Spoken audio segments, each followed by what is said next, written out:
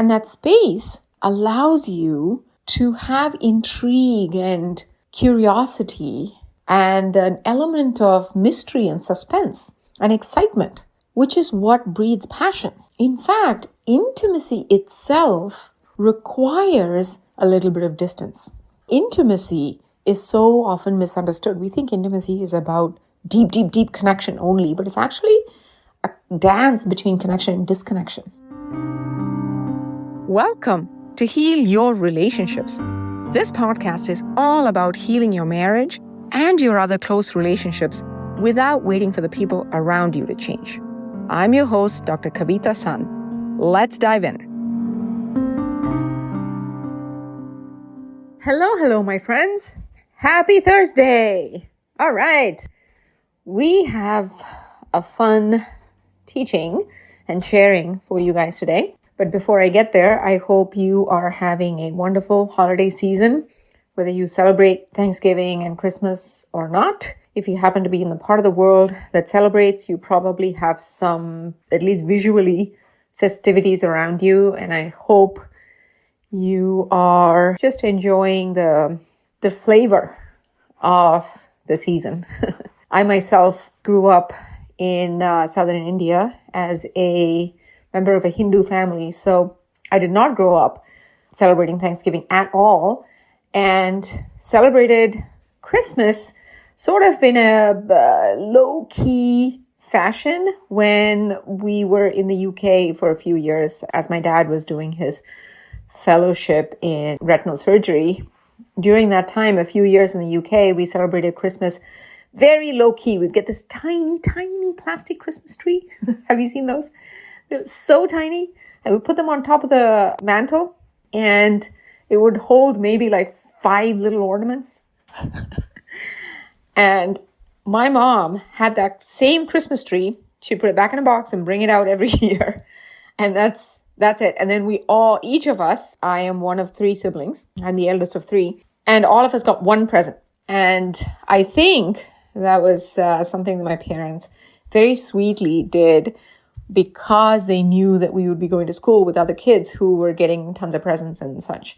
So they didn't want us to feel left out, even though they themselves did not celebrate Christmas at all. So anyway, whether you celebrate or not, I hope you're enjoying the season in some way. So today I wanted to talk about the 3 things that successful couples do that I've noticed over the last 15 plus years of working with clients and patients and couples and relationships and helping people resolve conflict and restore connection and get back the spark and the intimacy and create a future vision that actually feels exciting for both people, right? That's why we get together in the first place. Why do we date someone or commit to someone or marry someone? Is because we are excited by the future that is in our mind's eye when we think about life with this person.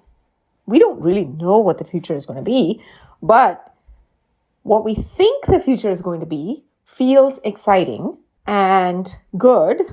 And that's why we decide to shack up with somebody, right? At the end of the day, a relationship is about how you feel around that person, how the other person feels around you, which then translates to how you imagine the future is going to be with that person. So how do we get that feeling?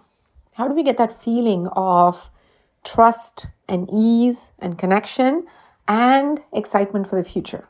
If we can bring those things back, then we have a very beautiful and successful partnership. So having worked on this with hundreds and hundreds of people, I think that it boils down to 3 things that I've seen successful couples do. When I say successful, I don't mean that they've never been through hardship. Some of them have been through trauma, right? Whether it is a fatal loss of someone that was important to them, sometimes as terrifying as losing their own child. Sometimes it is a job loss, burnout. Sometimes it's physical ailments in the marriage itself within either one or both people. Sometimes it's infidelity. Sometimes it's substance abuse. Sometimes it is bankruptcy. So many different traumas. And what I've noticed is it's not the presence or absence of these traumas that necessarily I can see as a pattern for people that succeed or don't. What I can tell you is the three factors that do seem to correlate are, number one, if one or both partners either has secure attachment because of their own childhood, they just came into the relationship knowing how to be securely attached, or they learned it later in life. That's called earned security. That's something that I had to learn later in life as well. I was not raised with secure attachment. Again, not because my parents, didn't care or didn't want to. It's because they themselves were not raised with secure attachment. So they loved us greatly and could only pass on whatever they knew. And so some of those things that they ended up passing on, despite themselves, honestly, caused an insecure attachment in me. And so I had to learn later in life, I had to piece together the puzzle of secure attachment, first intellectually and then cognitively, and then in an embodied nervous system way in my body, then in my relationships. So it was a journey. So I noticed that if one or both partners either has a secure attachment because of childhood or earned security because they learned and embodied and sort of went through that journey later in life, that is a huge predictor of the success of the relationship. Okay. And secure attachment itself in relationships has 4 components, and I'll do another podcast to share what those 4 components are. I'm actually, by the way, also going to be doing a 3 days free challenge. It's a sort of a teaching seminar. Each day we will be uncovering one part of what it takes to have successful relationships. And each day will be one of these 3 factors that I'm sharing with you in brief in this podcast. We're going to be going really in depth and it's a free seminar. It's going to be on December 18, 19, and 20th. The link to the Facebook group where we're going to be running this seminar will be in the show notes. Feel free to join us if you'd like. But that is the number 1 factor. Secure attachment or earned security in one or both partners. Huge, huge. Number 2 is the capacity to what I call make micro repairs in the midst of conflict, in the midst of an argument, knowing how to make micro repairs to keep the temperature down so that it doesn't end up completely escalating. And when I say escalating, it might escalate in one of 2 directions. It might be that, there's anger and yelling or stomping off and slamming doors or harsh words. But it also could be the other side, where you shut down or walk on eggshells or freeze. They're both escalations. It's just in different directions. So escalations cause gridlock. They keep that issue being unresolved. It stays unresolved and it breeds resentment and distance between the couple. So when one or both partners has the skill of making micro repairs such that they can keep the temperature of the conversation, it's not going to be cool. There's going to be some heat in the conversation when there's an argument and difference of opinion. So we're not talking about being perfectly Zen-like, but we're talking about knowing how to keep it from getting overheated to the point where the same toxic dance and gridlock happens again. That's a huge, huge skill that I've seen predict the success of a relationship. Very, very important skill to learn. And it's something that is often not even talked about, whether it's in individual therapy or in books or couples therapy. I don't hear people talking about micro repairs. They talk about preventing conflict, they talk about connection, or they talk about repair after the conflict as being important. But I think more than any of those, it's the micro repairs in the midst of a discussion that really separates the couples that make it and those that don't. When I say couples, I don't just mean romantic. Obviously, these things are heightened in a romantic relationship, but it shows up. Many of our clients come into our programs to heal the relationship with their spouses, but an equal number come in to heal the relationship with their mom or their sibling or their adult child. These patterns show up in any relationship that is close and has a lot of emotional sensitivity and longing and attachment as part of that relationship. That's when these wounds and patterns get poked. So that's a second thing, is knowing how to make micro repairs. There is a process to that. Again, I'm going to be going over the process and teaching it to you in the second day of the Relationship Success Seminar that's coming up. The link to join is in the show notes, and it's completely free of charge, because if I shared all of this in a podcast, we'd be here for the next 3 days. So that's why I wanted to create a sort of a workshop to go in depth with you on this. And the third thing that I've seen really predicate success is the couples that are able to maintain what I call an H relationship. Now, this is because it's an audio podcast and you can't really see me, it's hard for me to explain this, but I'll do my best, and I want you to use your imagination and imagine in your mind's eye what I'm describing here.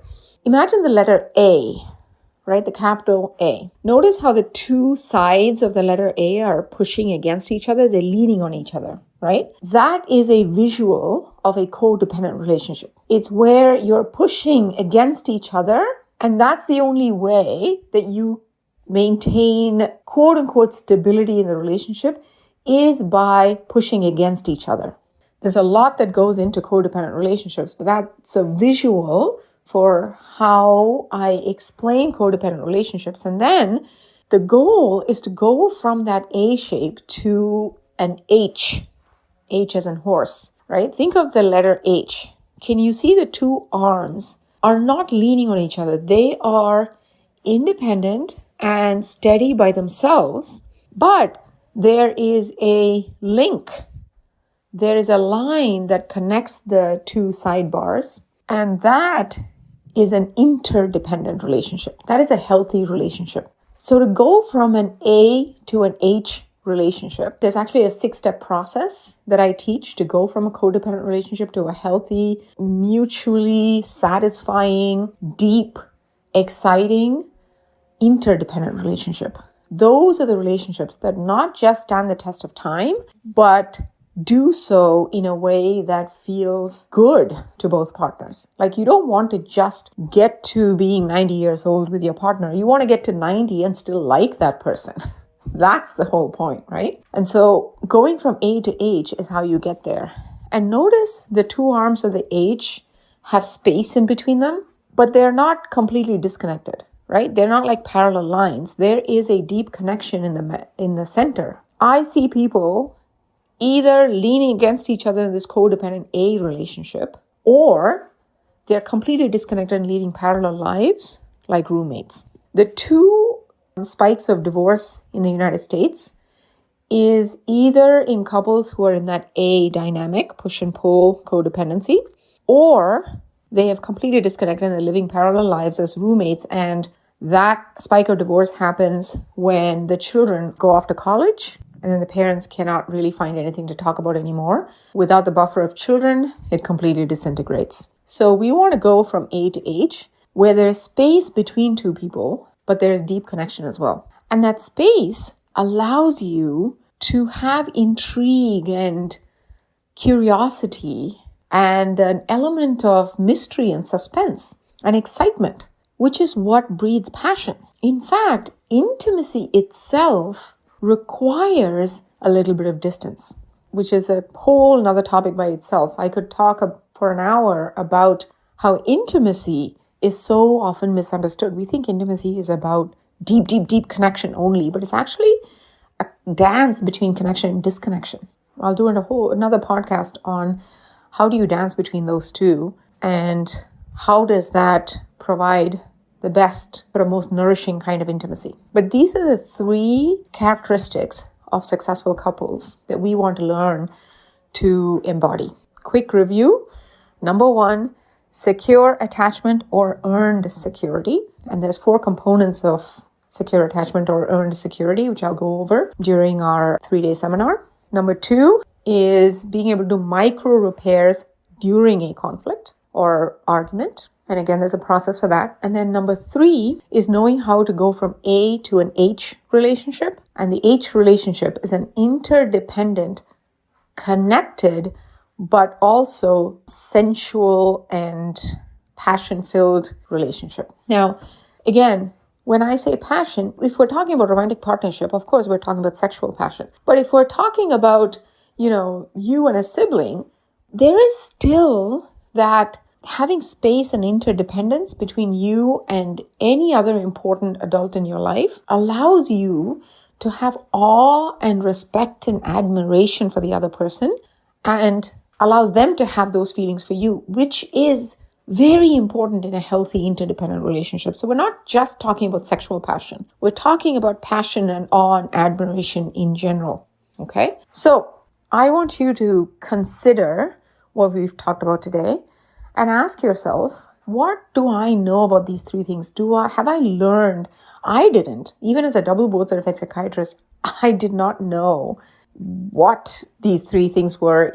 Like if somebody had said this to me 10, 15 years ago, I'd have been baffled, right?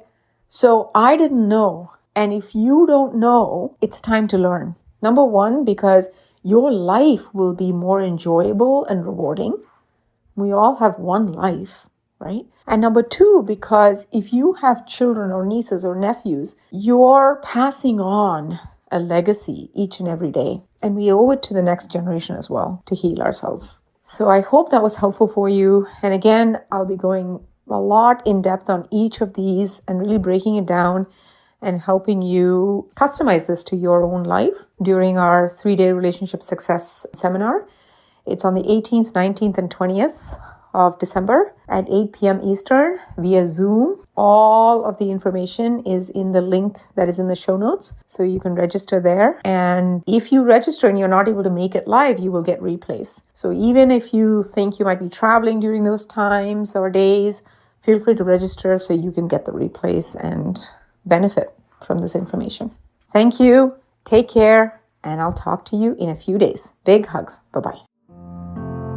Hey, if you enjoyed this podcast and you'd like access to our marriage repair toolkit, you can go to www.healyourrelationships, all one word, healyourrelationships.com, and look for free training. I'll see you there.